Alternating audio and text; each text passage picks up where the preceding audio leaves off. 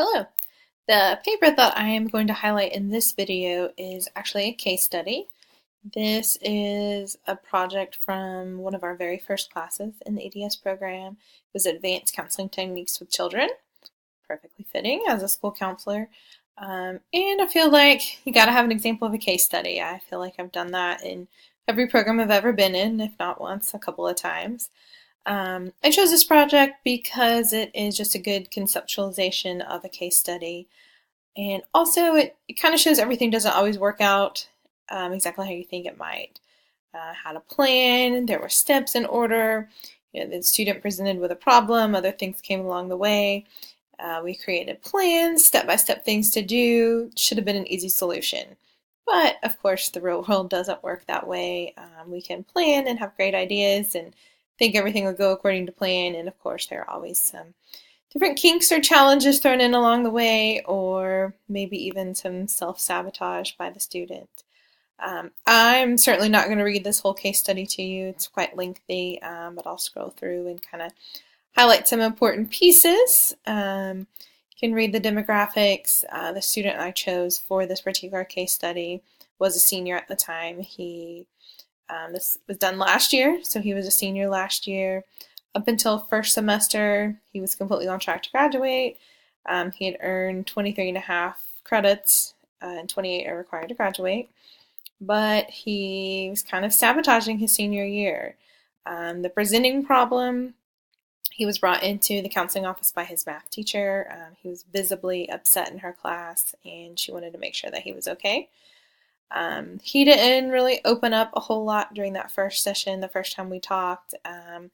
He just kind of said he was still feeling upset from something that happened over the summer. But pretty closed off, no real specifics of what that something was over the summer. Later on, we talked again, and he revealed a little bit more. He was actually just real concerned about another student, and we kind of talked through that, figured out ways that we could help her, things that he did not need to do, things that were adult problems that they needed to fix, whether adults or legal people. We unfortunately did have to get police and DCS involved in that situation, but nothing to do with him. It turns out that kind of a lot of the things he was dealing with over the summer were resulting from a breakup he had with his ex-girlfriend. And that was contributing to a lot of his struggles this year in school. He was in class with the girlfriend or the ex-girlfriend. Ex-girlfriend's new boyfriend was also in the same class, and that was just a big challenge for him. Turns out that's actually why he wanted to be in that particular math class. But so just kind of being around both of them in the same classroom every single day was a real challenge for him. And then he just, the more we got to know each other, the more we talked, it wasn't so much just dealing with the breakup, it was kind of figuring out how he wants to identify. He had been this girl's boyfriend for so long, and that was such an integral part of his identity that he didn't really know how to move on. Who was he without her? The next section just talks about his different developmental areas, self-care skills, work habits. Again, I said that he was kind of sabotaging his senior year. He was completely on track. He really hadn't struggled with many classes, but continually had C's, D's, 3 F's. When I submitted a second part of this case study, 2 F's. The C had gone up to a B. Then 2 F's, 1 B. He missed 26 days. Again, just not doing what he needed to do to successfully complete the semester. Talked about family dynamics, current status of school, and then kind of talked through some different solutions we offered.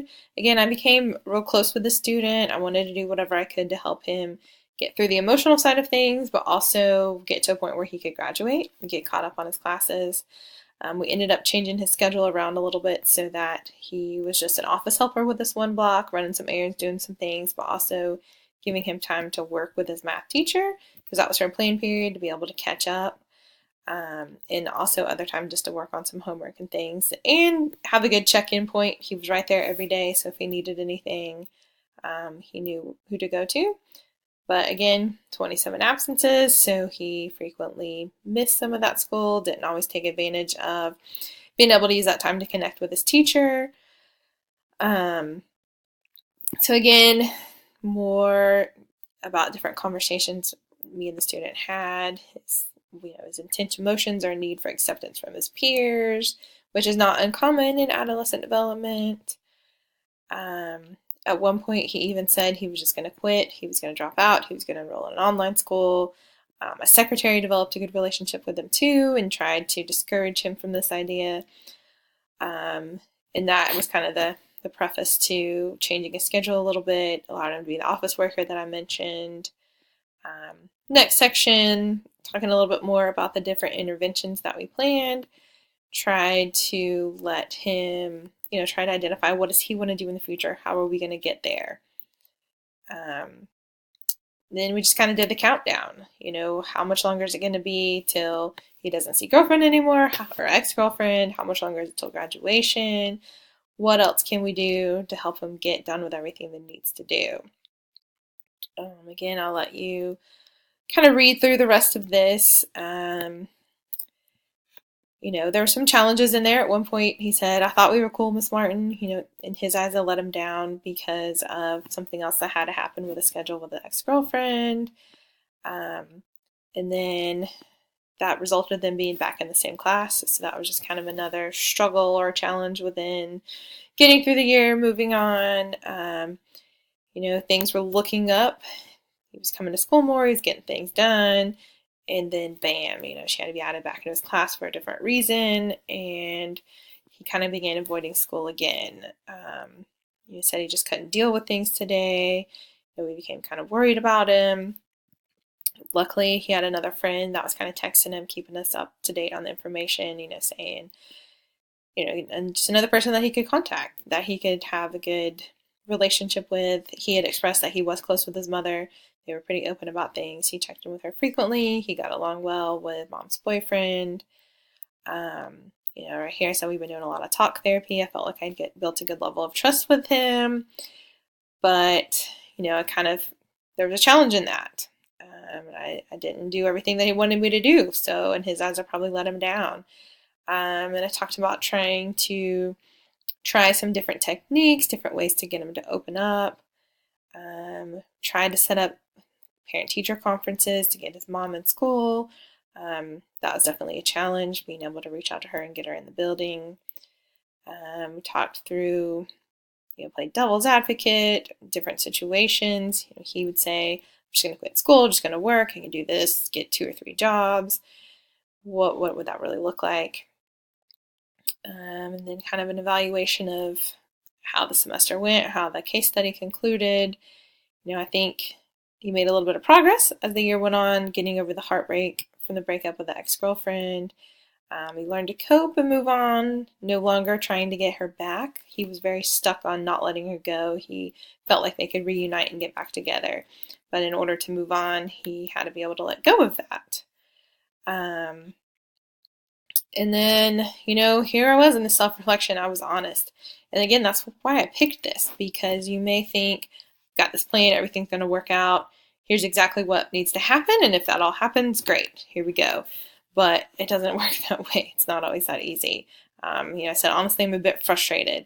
It's hard to work with a student and not see a lot of change. It's hard then not to question yourself. Think, what could I have done more? What didn't I do? Why should I have done this? Should I have done that? It's hard. It's hard not to continually question everything. But it's a good reminder. It's not just up to us. The student or the client, they have to want the change for themselves. And if they just continue to push against it and aren't ready, we can't force any changes upon them. So again, you kind of read through the rest of the paper. I will say the rest of the year, so that was first semester, second semester was still a struggle. He did end up failing a couple of his classes during the fall and repeated them during the spring. Unfortunately, he did not do everything that he needed to do to meet those graduation requirements in time to be able to walk across the stage in May. He was one of our summer graduates, so he did come back the first week or two after seniors were done in order to finish up the remaining credit he needed. He had been working online on that class and did indeed get it finished, so we were able to give him his diploma, but sadly he missed the opportunity to walk across the stage. So again, this was a challenge. It was a good experience in this class to be able to formulate this case study kind of from right at the very beginning of the course and work on it throughout the semester. It was great to submit and get some feedback, share this with others. And it's good to look back even now and think about, okay, should I have done this? Did this work? Again, not questioning myself too much, but relying on the student to want to make the change. But just be able to have it written down and go back and think through the steps that I took. I will certainly reflect back on that, and I know this helped me grow professionally, just having to really write everything down and think through exactly where the student was in different stages of development and create a plan to work with him. I don't know what I was going to say, but I think that yes, this was a good example of my work kind of conceptualizing a case and going through it from beginning to end, or at least within a chunk of the counseling situation that's available out of school. So again, you can read on and read the rest of it for yourself, and thanks for listening.